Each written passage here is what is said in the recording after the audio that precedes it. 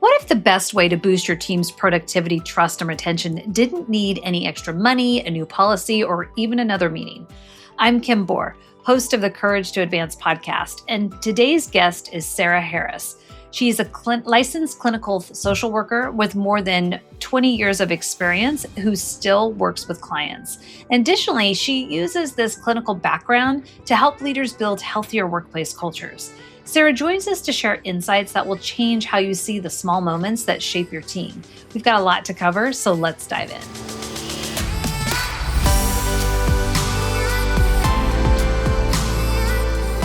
Sarah, welcome to Courage to Advance. Thank you so much. I really appreciate you asking me to be here.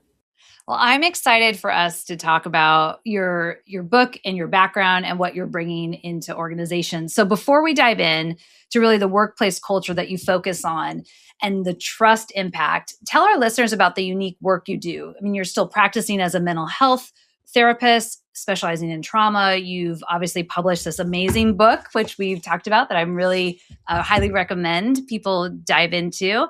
And you've also, you're also speaking and coaching and working to help leaders kind of advance themselves. And so talk about that journey, because I think it's really important for our listeners to hear. Yeah. So it has been a bit of a journey. So I have over 2 decades of experience in being a mental health clinician. And honestly, getting into the workplace culture arena came out of frustration. And the frustration was that so many of my clients were struggling with being able to utilize the skills that we were learning in therapy in their workplaces. And I found that a lot of that came from leadership having a lack of understanding of what the benefits of their employees being able to adjust slightly how they work, how that improved productivity and retention rates, and just kind of the overall health of the culture. So it really came out of a frustration. And frustration was a problem I wanted to solve. And so talk a little bit too about how the book came to be, because some of that, it sounds like, started to be asked for a bit. It did. In the speaker world, everybody always says, do you have all this written down somewhere? It is way too much content to put in a book. So I brought things down, and I wanted to write the book for the audience to have practical everyday script of things that they can use. So readers will notice that it isn't a book just filled with theory or ideas or even a whole lot of research back. It's all research backed information, but it's not heavy in content in that way. It is intentionally written for folks to be able to read it at their desk and walk out in the hall and use the skill. Yeah. That was what I took away. It felt very practical, and it felt like I could very much see going and having a conversation and being able to discuss the things in the book and how they might be relevant and able to implement. So I do think that you definitely achieved that. That's excellent. Thank you. So in the work you do in helping organizations really create these more inclusive workplace cultures, you do focus a lot on how employees with mental health needs can thrive at work.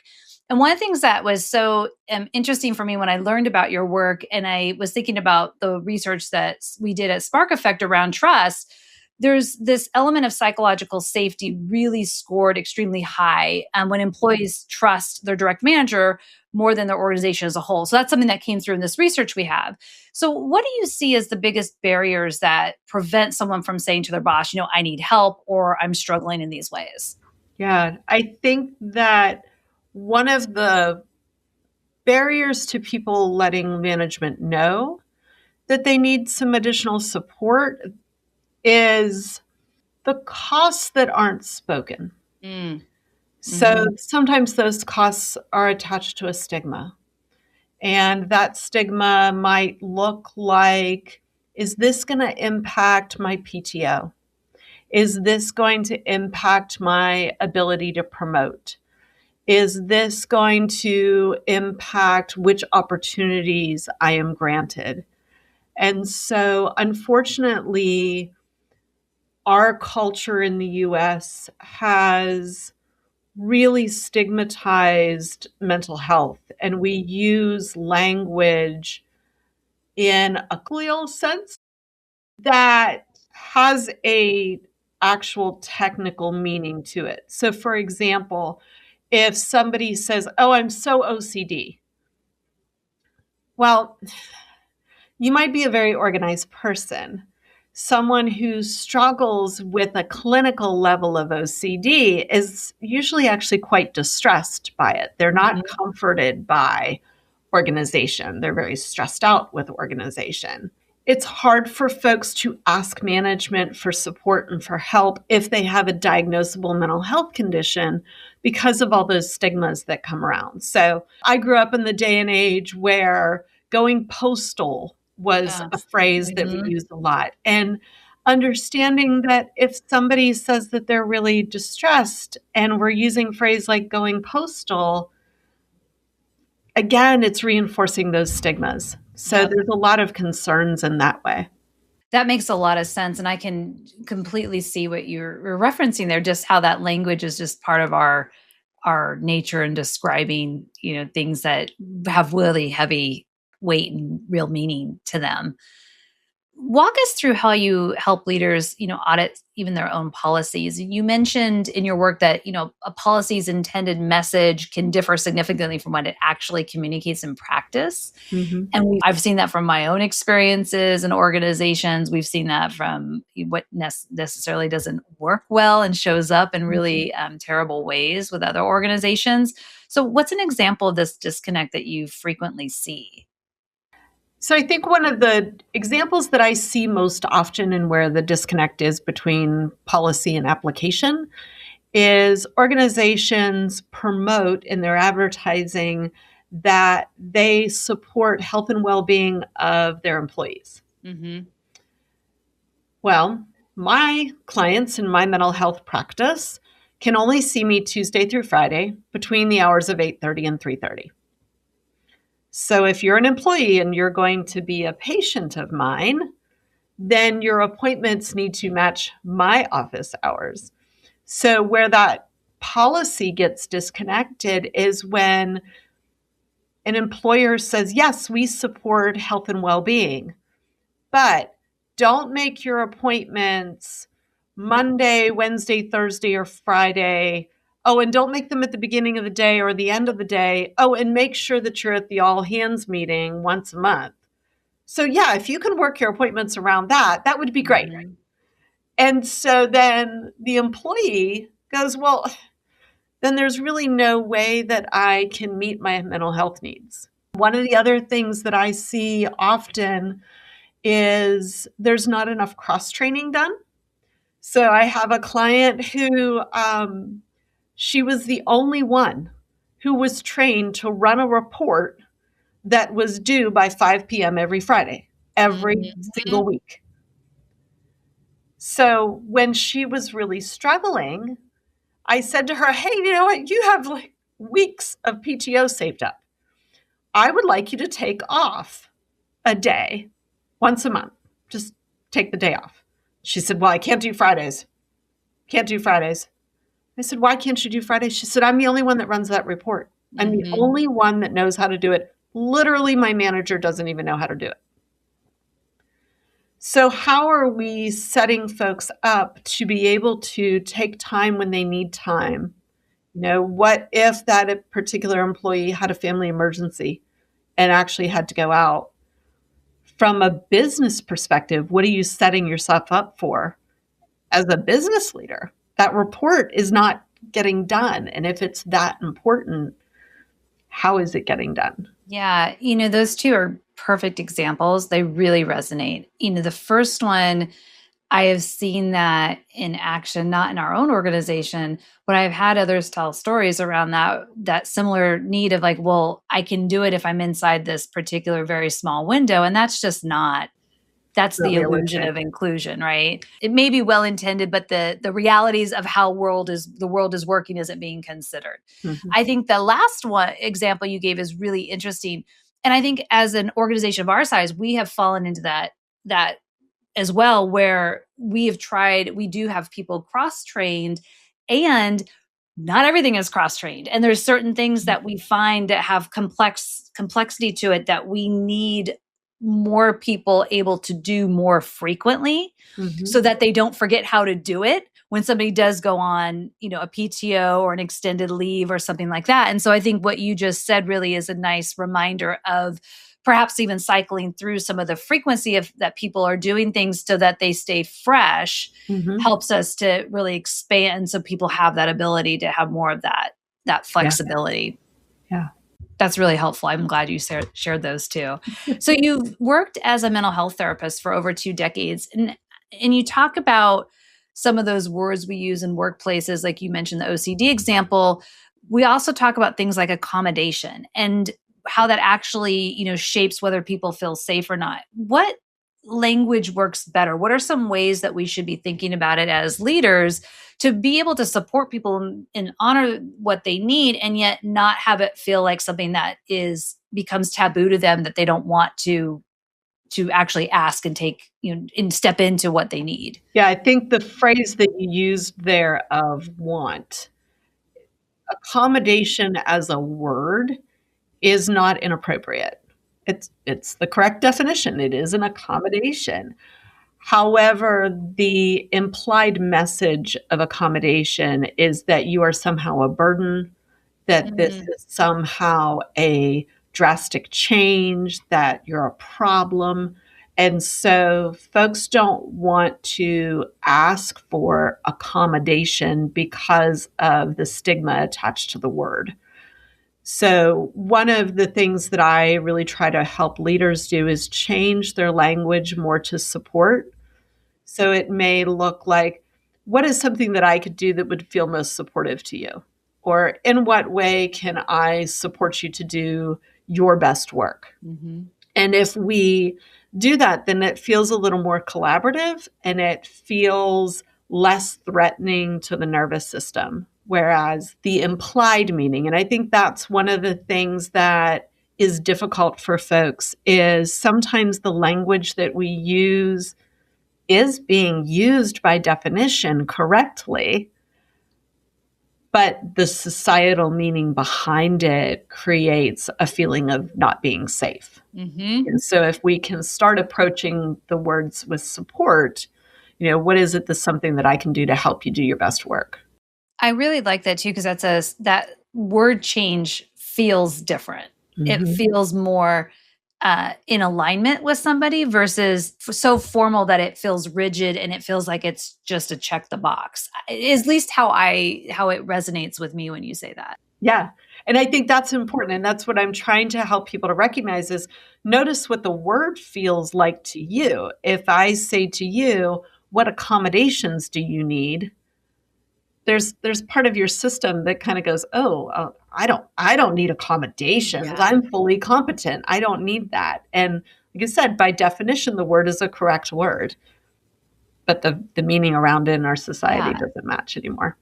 So, can you share another example that will resonate with our listeners around you giving some, recommendation to leaders that perhaps there was a really small change, but it really made a huge difference in someone who was struggling at work, or just even something that maybe is you've just seen profound resets happen when something small maybe has been implemented? I had a client in it who really struggled a lot with perfectionism and anxiety at a clinical level. And he worked in an environment that was not an emergency. So that's important to notice. It was not an emergency, but he had a direct messaging feature on his computer screen at all times. And the direct messaging would ping throughout the day with all these messages. And so every time it would ping, it would trigger in him an increased anxiety. Oh no, that's an emergency sound. And so I need to attend to that right away. So he would leave the task that he was on, go to the direct message, read the direct message, try and answer that, then go back to his other task. It took him hours, literally hours longer to do a single task because he kept having to switch his attention. He had a supportive manager, so that helped. But he was able to go to his manager with the plan of, can I check my direct messages every 20 minutes? So it was multiple times an hour, but he set himself a timer. And every 20 minutes, he would stop the task he was on, look at the direct messages that he had received, address any issues that he needed to, put them aside, and go back to his task. Mm-hmm. And his efficiency levels went skyrocketing. He was in an IT field where they had tickets to clear. Mm-hmm. And his tickets always took too long. It was way longer than management had planned for a ticket to clear because these direct messages kept distracting him. And then he would get hung up in them. And so when we adjusted, his efficiency numbers skyrocketed and he did so much better. And then the answers to the direct messages were clear and concise and fully thought out and not distracted. So that was one of those in that tech field that I think was really fun to see happen for him. Yeah, that's a great example. So now what it's made me think about is something we have in our organization. So as many organizations do, we have the Slack tool. Mm-hmm. And because we're a distributed workforce, really key. And we're across, all the time zones. And so it's really, really key for us to have that as a connecting point of messaging. And someone once described it as, it's when you message someone, it's almost like if you were in person and you were knocking on their cube, right? Or you were kind of placing your head over their cube. Mm-hmm. And it's as much as I understand that, I think we also have people, as you described, that are just, when they get into the flow of work, it's hard to then suddenly break that flow and answer something, even when in the nature of the business we have, sometimes there are these timely needs. And so how would you advise us to think about that in that, knowing the kind of distributed work we have, and tell me a little bit more about that. Because now I'm very curious as I think about some of our own scenarios popping up. Yeah. I think that it is about setting the expectations of how often do those need to be responded to. There are not too many of us who are ER surgeons. Right. Agreed. So a timely response, that term timely needs to be defined. So in your organization, when you say we still need a timely response, what does timely mean? Does that mean within the hour? Does that mean within the business day? What is the timeliness of your timely response? And so when you set those parameters for what a timely response is, then it gives your team members an opportunity to make those adjustments, like my client did, to decide when it's best for them to be responding. Do they need to shut it down for a little while and come back into it throughout the day? I think the other thing that you can do is play around a little bit with some kind of coding that says what the emergent level of it is, right? Good point. Outside of the business world, I have an 83-year-old father who I am the primary person taking care of him, and I have siblings. So I send messages that start with, not an emergency, blah, blah, blah, blah, blah, right? Mm-hmm. Or 911. Yep. 911 is, you got to call me right now. I need to talk to you right now.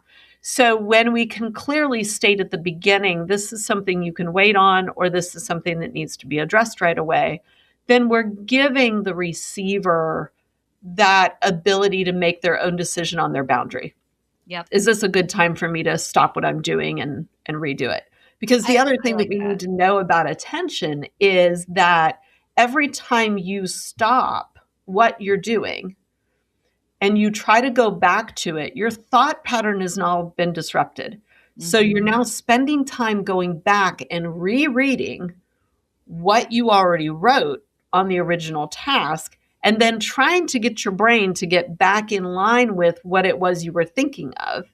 And sometimes you can't. Sometimes you were in a flow and it's gone. Going back to what you said there a moment ago, the expectation setting, clear expectation setting. So, I think about the coding reminds me of what we used to do with emails. And now that our organization has more of some of this timely communication on Slack, that makes a lot of sense to bring that same type of coding perhaps into that Mhm. realm. And also just the expectations, as you said, of like what is considered timely and urgent, and are there certain things that we say, yeah, when it has to do with this bucket, it really is something that we need to Mhm. be responsible to, but that's really a small percentage of everything else that we're exchanging dialogue around. Right. Right. That's really good. I also think one of the things we've experimented with but we haven't been able to be as successful with, and it's making me think we should rethink it again, is even creating some of the, instead of 60-minute meetings, trying to shorten those so that we can give people time to transition, because we're in that nature of a lot of back-to-back conversations, Mhm. and giving people the time just to do a quick check-in like you've described, in addition to stepping away and shifting focus, is something that I think we absolutely could be doing a better job of internally.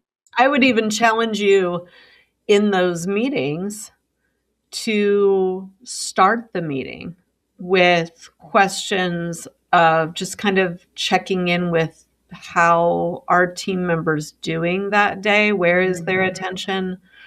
So even starting a meeting with, hey, does anybody have anything that is really getting in their way right now of focusing on what we're here to talk about? Is there a pressing issue? And so that may not be something that can be addressed Mm-hmm. specifically in that meeting, but at least you know where your audience is. Because Yeah. if they say, yeah, I just left that other meeting and we're having major budget cuts and I don't really know how to get this thing done, so I'm distracted. Oh, okay.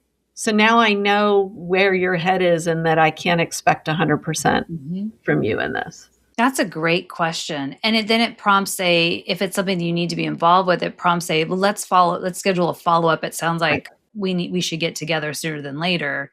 And I like that versus it feeling where the distraction or the weight is there.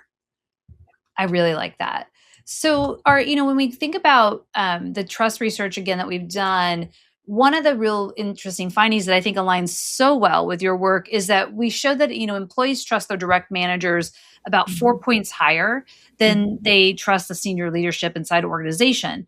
But managers often feel that they need to wait for sometimes that upper management or that direction for them to approve even some of these small changes. So, how do you coach managers to use that discretion to do some of these things you've been talking about? Or maybe how do you coach some of the people you're working with to help them approach their managers in ways that can feel that there's that psychological safety that they need to do so? So there are two questions in there, right? How do we coach the employee and how do we Mhm. coach the manager? And I would actually put a third one in there. And I would say we need to start with manager talking to leadership. Okay. Workplace culture is about every level of the team knowing how to respond, how to interact, and how to make decisions in a way that leadership would support without Mhm. question, and trusting that any behavior that they're doing would be supported by leadership because it is part of the culture. So if you're struggling as a manager to make a decision that is within your capability at your position, then I would question your workplace culture. Why are Right. you not secure in being able to do that? Yeah. And so we need to go back up one level in the org chart and say, hey, I think that I can make decisions around XYZ.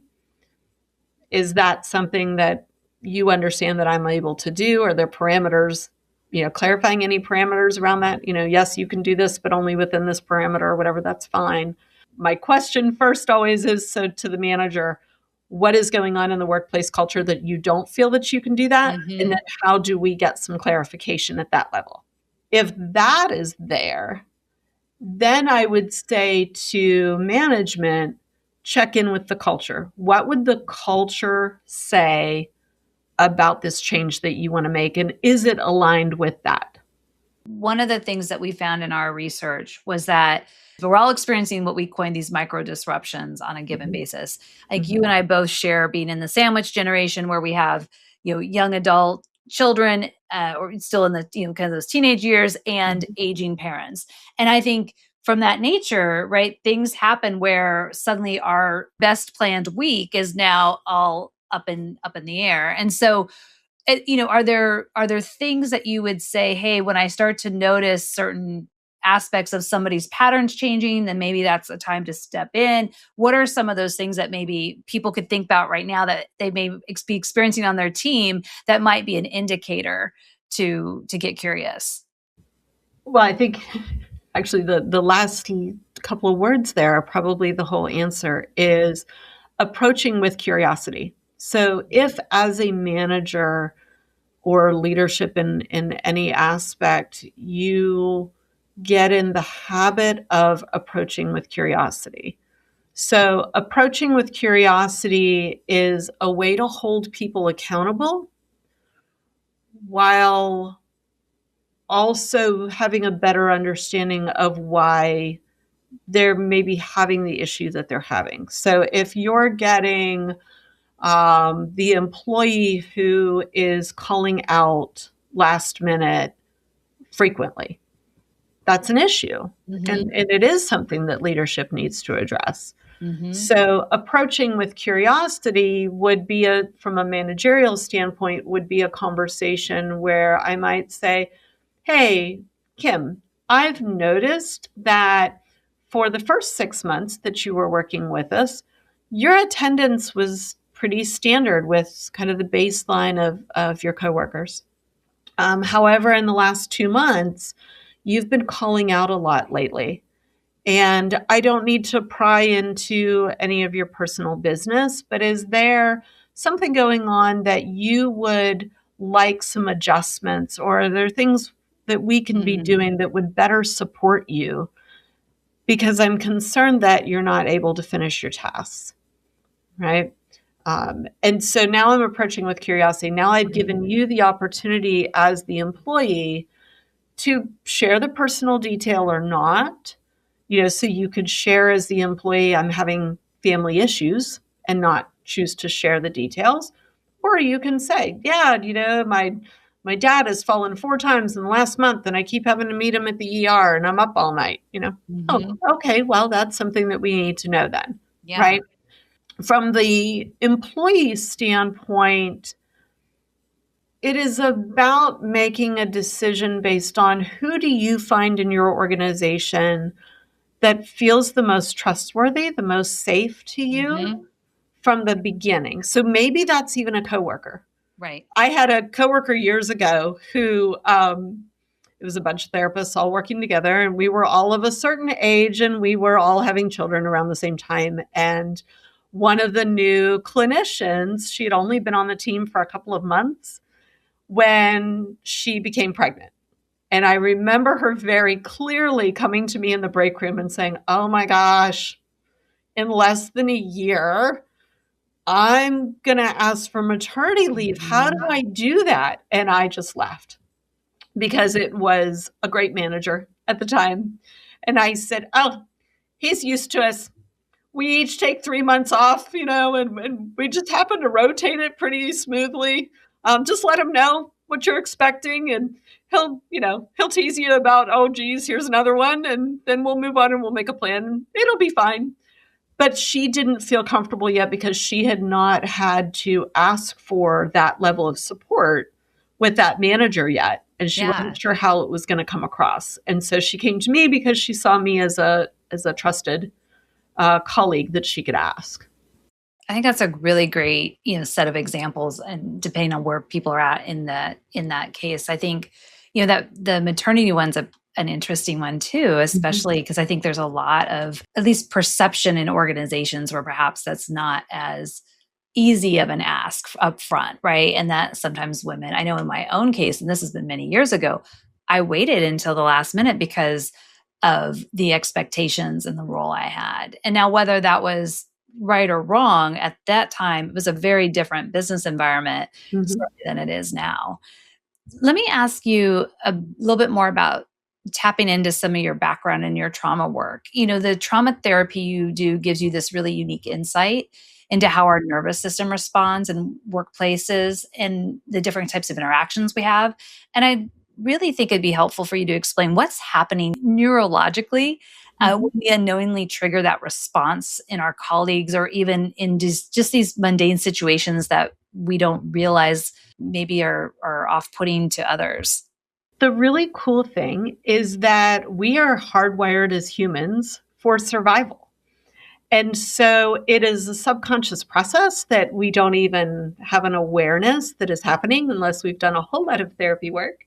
A couple of things tend to happen. And I think the first thing to understand is that a perceived threat is exactly that. It is a perceived threat. And threats are perceived differently by different people based on their information and their backgrounds.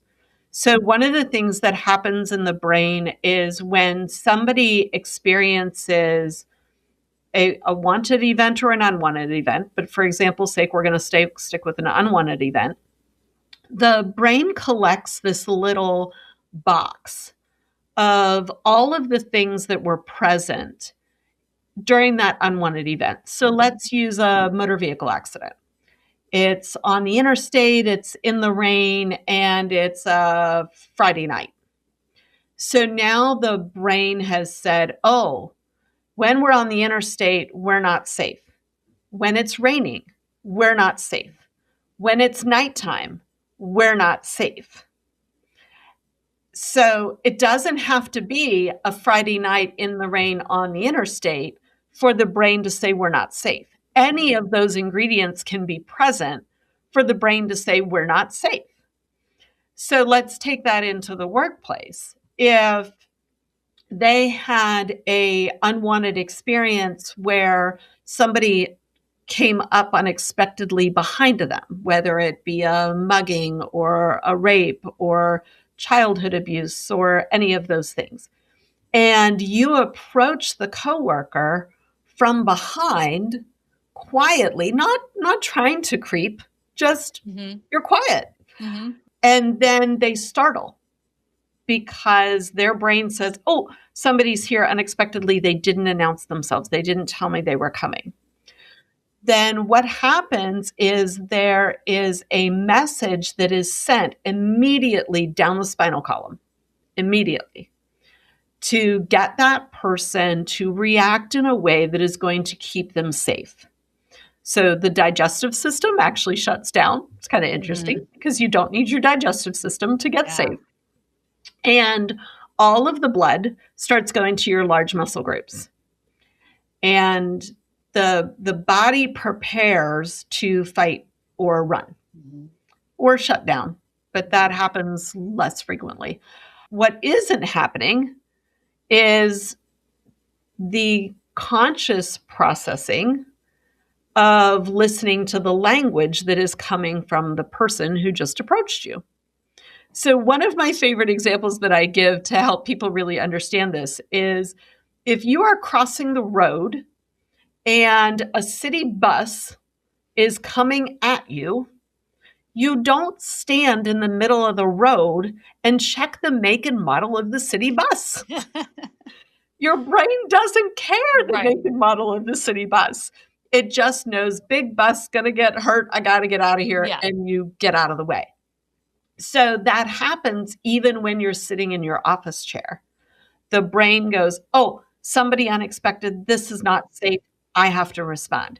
So there is a delay before the person can come back online in their brain and say, oh, okay, I'm safe. And that happens. There's a second signal. So the first signal goes down through your nervous or through your spine to get you to get to a safe space. The second signal simultaneously happens and goes to what we call your prefrontal cortex, which is up here in your forehead. And your prefrontal cortex is the part of the brain where it gets to analyze. Oh, I'm in the office. Oh, yeah, Kim always walks really softly. That's just Kim coming up behind me. I know Kim. She's safe. It's okay. But that takes longer. It takes longer to go from the amygdala to the prefrontal cortex, swirl and whirl and analyze, and then back to the amygdala to give the brain the directions on how to respond than the initial message that shoots straight down the nerve through the spinal column to say, get out of there, this isn't safe. So when you're walking in that office space behind somebody and you start saying, hey, did you get the, minutes from Monday's meeting? You're 4 or 5 sentences in before their brain has come back online, and they haven't even heard the beginning.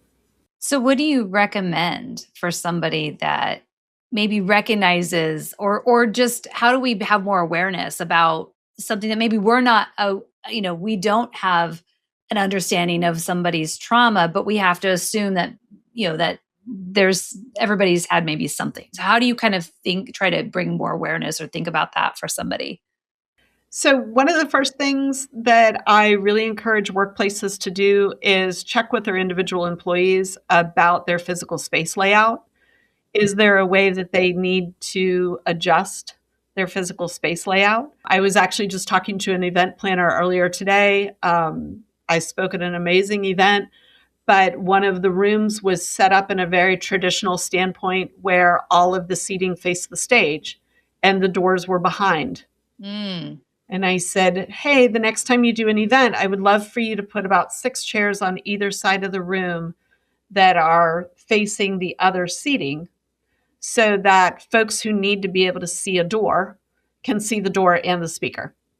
So it's little adjustments like that. It's rotating the desks so that they can see windows and doors. It is making a small noise. So I'll do little things that are really inconspicuous, like clear my throat. If I'm walking into your office, I might, hey, Kim. And then I pause. Hey, is this a good time for us to chat? Instead of coming straight in at you with the questions and what it is that I want to do. So there are a couple of things like that. Also, your hands, believe it or not, I love pockets. I love a good pocket. But keep your hands where they can be seen, because the nervous system reads hands in pockets or hands behind as a potential threat. And the brain is constantly worried what is in their hand.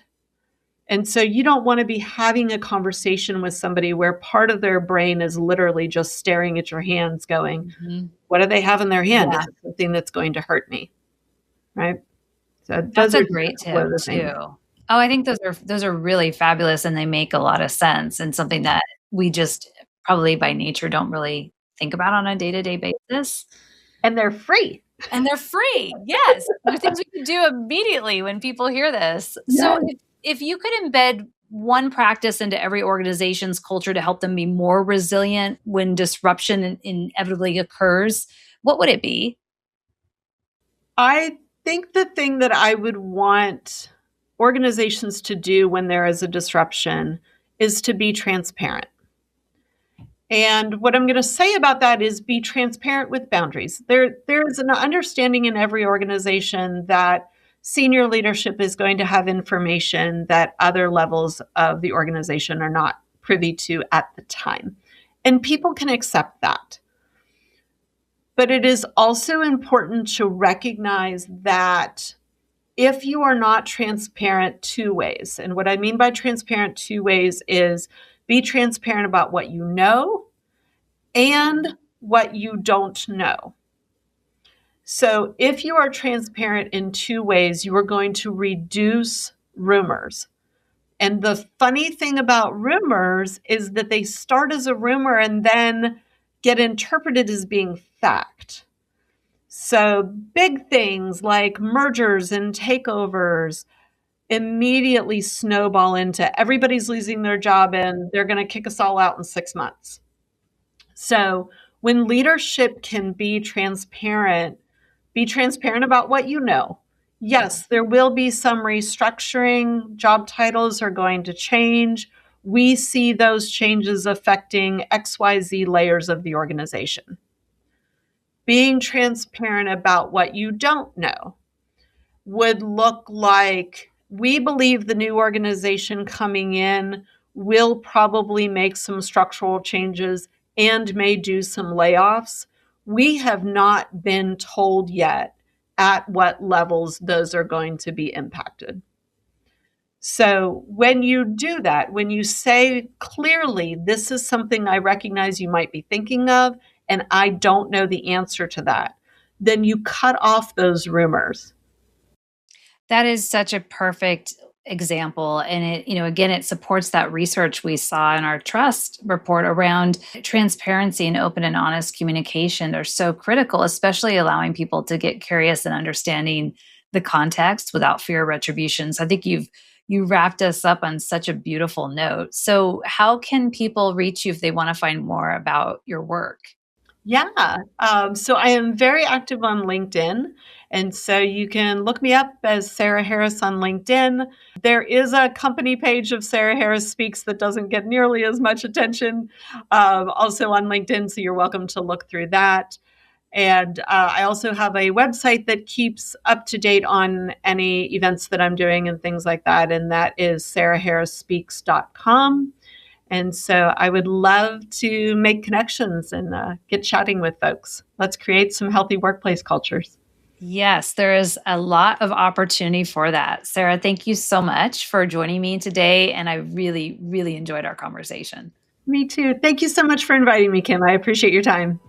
For listeners, we have resources relevant to our conversation today that you can access by visiting couragetoadvancepodcast.com. And remember to like and follow this podcast on your favorite platform so more leaders can benefit from these conversations. Thank you for tuning in to this episode of Courage to Advance, where transformative leadership isn't about having all the answers, it's about having the courage to find them.